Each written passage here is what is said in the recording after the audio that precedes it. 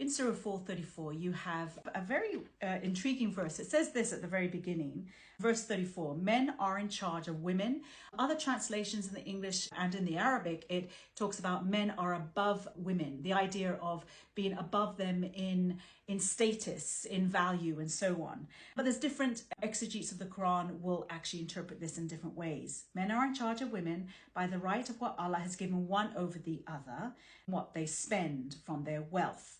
So righteous women are devoutly obedient to their husbands, guarding in their absence what Allah has them to have to guard.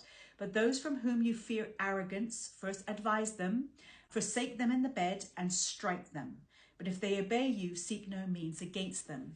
In this Quran that I was given on the streets of London from a sort of a book table that was put up by Muslim missionaries, it says in the same verse of the Quran, Surah 434, it says this. I'll just read that last bit there. As to those women on whose part you feel disloyalty or ill conduct, admonish them, refuse to share their beds, chastise them. But if they return to obedience, seek not a way against them. One thing that really strikes me is that in this English translation of the Quran that is now quite popular, has been given out on the streets of London, and I'm sure many other places of the world, it changes the word strike or beat. And the Arabic is quite clear. It is a beat, it is a strike. And then the English translators will add lightly. That's not in the Arabic. And in this verse here, they actually don't talk about striking at all, but chastising them, which gives the impression of telling them off.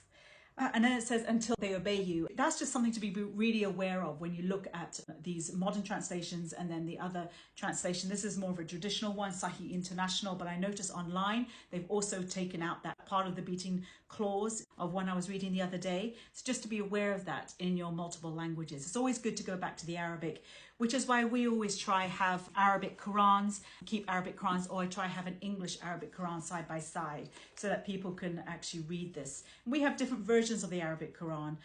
There's some variations between some of the Arabic Qurans, and that can be interesting study as well.